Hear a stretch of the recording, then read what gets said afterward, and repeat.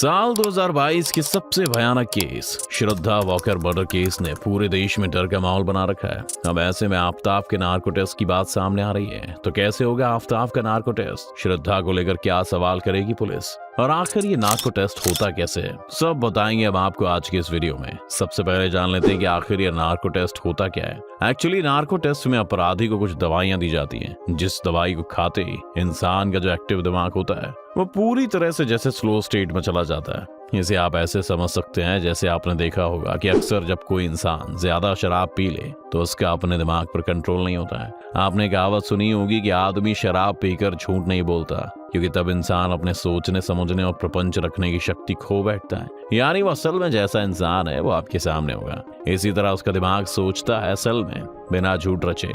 बिल्कुल यही फैक्ट काम करता है नार्को टेस्ट में। इस टेस्ट में भी आदमी पूरी तरह से अपने दिमाग को इस स्लो स्टेट में ले जाता है, जिसके बाद इंसान की लॉजिकल स्किल थोड़ी सी कम पड़ जाती है और वो जानबूझकर या फिर दिमाग लगाकर मनगढ़ंत बातें नहीं कह पाता है। अब अगली बार कोई इंसान कहे कि उसने नशे की हालत में गलती कर दी तो समझ लीजिएगा उसका दिमाग कहीं ना कहीं हमेशा से वैसा ही प्रोसेस करता है।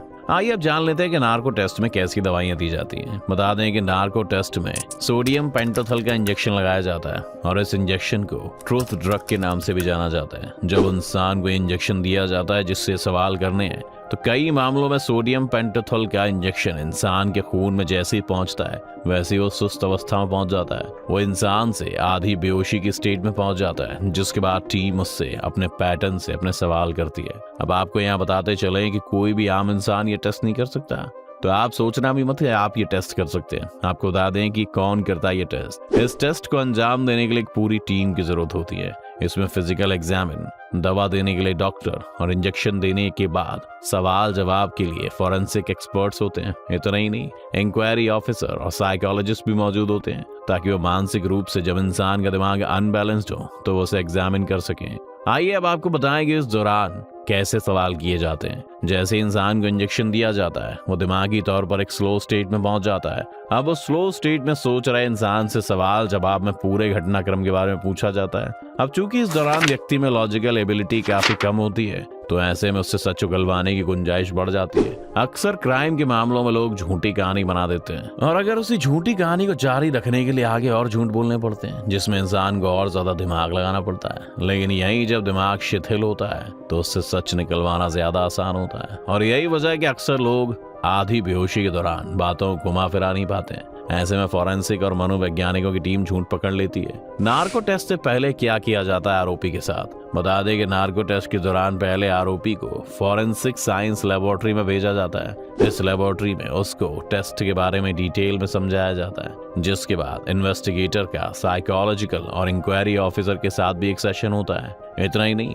लेबोरेटरी के एक्सपर्ट आरोपी से बातचीत करते हैं। इस दौरान आरोपी को टेस्ट की प्रोसेस के बारे में बताया जाता है और टेस्ट के लिए इसकी कंसेंट ली जाती है। इसके बाद जब साइकोलॉजिस्ट कंफर्म हो जाते हैं कि आरोपी प्रोसेस को पूरी तरह से समझ गया है, तो उसकी डॉक्टरी जांच शुरू की जाती है, जिसके बाद नार्को टेस्ट का प्रोसेस शुरू कर दिया जाता है। अगर देश में नार्को टेस्ट की बात करें तो अब तक कई मामलों में अदालत ने नार्को टेस्ट की इजाजत दी है। खासकर साल 2002 के गुजरात दंगों के मामले में अब्दुल करीम तेलगी का नार्को टेस्ट हुआ। इसके बाद फर्जी स्टाम्प पेपर घोटाले में आरोपी का भी नार्को टेस्ट किया गया। वर्ष 2007 में निथारी हत्याकांड और 26/11 के मुंबई आतंकी हमले के मामले में पकड़े गए पाकिस्तानी आतंकी अजमल कसाब पर नार्को टेस्ट का स्पेशली इस्तेमाल किया गया था। इस टेस्ट का असर ये होता है कि नार्को टेस्ट के दौरान मॉलिक्यूलर लेवल पर व्यक्ति के नर्वस सिस्टम में दखल दिया जाता है। आरोपी को नींद जैसी स्टेज मिलाकर अपराध के बारे में ऑथेंटिक ट्रूथ हासिल करने की कोशिश की जाती है। बता दें कि इंजेक्शन की डोज व्यक्ति के जेंडर, एज, हेल्थ और एनाटॉमिकल पोजीशन के हिसाब से तय की जाती है। बता दें कि टेस्ट के दौरान आरोपी की नाड़ी और ब्लड प्रेशर की लगातार मॉनिटरिंग की जाती है। अगर ब्लड प्रेशर या पल्स गिर जाती है तो आरोपी को टेम्परेरी तौर पर ऑक्सीजन भी दी जाती है। लेकिन क्या ये टेस्ट कानूनन सही है? तो बता दें काफी रिस्क वाला काम है, इसलिए पुलिस या फॉरेंसिक टीम अपनी मर्जी से इसे नहीं कर सकती।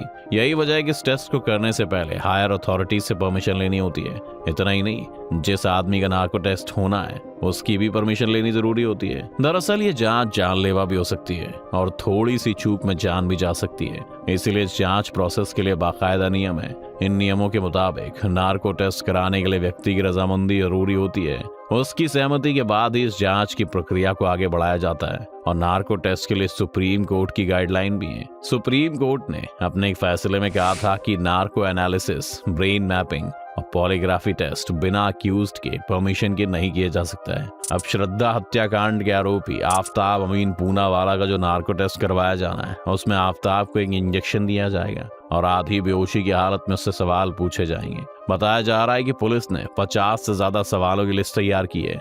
जैसा कि आफ्ताब पर गर्लफ्रेंड श्रद्धा का हत्या करने का आरोप है, उसी सिलसिले में इसका नार्को टेस्ट किया जाना है। अब आफ्ताब ने श्रद्धा की हत्या करने का जुर्म कबूल तो कर लिया है, लेकिन अब तक पुलिस को अभी भी सफिशिएंट सबूत नहीं मिले जिससे श्रद्धा को इंसाफ मिल सके। और इस टेस्ट के लिए पुलिस ने बाकायदा अदालत से परमिशन ले ली है। बता दें कि नार्को टेस्ट की मंजूरी के लिए पुलिस ने दलील दी थी कि आफ्ताब बार बार बयान बदल रहा है और जांच में मदद नहीं कर रहा है, इसीलिए उसके दावों की जांच के लिए नार्को टेस्ट जरूरी है, जिसके बाद कोर्ट ने आफ्ताब का नार्को टेस्ट कराने की अनुमति दी थी। इस टेस्ट के लिए आफ्ताब ने भी अपनी सहमति दी थी, क्योंकि नार्को टेस्ट में आरोपी की सहमति जरूरी है। इस नार्को टेस्ट को कराने के लिए दिल्ली पुलिस ने FSL की टीम को रिक्वेस्ट भेज दी है। नार्को टेस्ट के दौरान ये टीम मौजूद रहेगी। इसकी वीडियोग्राफी भी यही टीम करती है। इसके अलावा नार्को टेस्ट से पहले आरोपी की मेडिकल जांच भी की जाती है, ताकि पता चल सके कि उसे कोई बीमारी तो नहीं है। बता दें कि अगर आरोपी को साइकोलॉजिकल, ऑर्गन से जुड़ी या कैंसर से जुड़ी कोई बीमारी है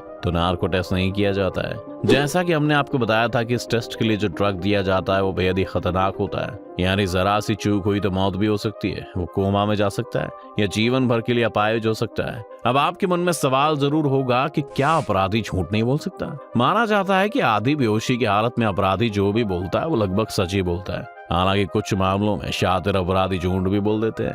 यहाँ आपको बता दें कि निठारी कांड के आरोपियों का भी नार्को टेस्ट कराया गया था, लेकिन उनके टेस्ट से कुछ भी साफ नहीं हो सका था। इतना ही नहीं, साल 2007 में हैदराबाद ट्विन ब्लास्ट में भी अब्दुल करीम और इमरान पर भी यही टेस्ट हुआ, लेकिन जांच में कुछ नया नहीं निकला। तो कई मामलों में अपराधी अपने दिमाग को इतना ट्रेन कर लेता है कि वो किसी भी कंडीशन में अपनी बात से ना पलटे और हर सवाल में रटे हुए जवाब दे। अब श्रद्धा के केस में पुलिस को ये उम्मीद है कि नार्को टेस्ट में आरोपी आफ्ताब कई सारे राज खोल सकता है। अब तक आफ्ताब ने बहुत सारी बातें बताई नहीं है, और बताई भी हैं तो वो बार बार पलट जा रहा है। लेकिन अगर नार्को टेस्ट के दौरान आफ्ताब अपना जुर्म कबूल कर भी ले या ऐसी कोई भी बात कहे जिससे उसके खिलाफ इस्तेमाल किया जा सके किसी भी तरह का बयान, तो भी नार्को टेस्ट के दौरान किए गए आरोपी के बयान कोर्ट में मान्य नहीं होते हैं। यानी अगर आफ्ताब सब सच सच भी बता देता है तो भी उससे अदालत में उसका दोष साबित नहीं कर सकते, क्योंकि भारत के कानून का एक उसूल है दोस्तों, चाहे 100 अपराधी छूट जाएं, लेकिन एक बेगुनाह को सजा नहीं होनी चाहिए। आज यही वजह है कि आफ्ताब इतने शातिर दिमाग से अपने जुर्म को अंजाम दिया है कि उसे दोषी साबित करने के लिए उसके खिलाफ बहुत सबूत जुटाने होंगे, जैसे कि मर्डर वेपन या कोई आई विटनेस। हालांकि कई केसेस में नार्को टेस्ट को सबूत के तौर पर पेश किया जा सकता है, बाकी कोर्ट पर डिपेंड करता है। दोस्तों, आपकी इसमें क्या राय है नार्को टेस्ट को लेकर? हमें कमेंट सेक्शन में कमेंट करके जरूर बताएं। आपको आज की हमारी वीडियो पसंद आए हो तो लाइक और शेयर करते हैं, और अगर आप इस चैनल पर नए हैं तो सब्सक्राइब और बेल आइकन का बटन भी जल्दी से जल्दी दबाएं, ताकि हमारे आने वाली वीडियोस का नोटिफिकेशन आपको सबसे पहले मिले।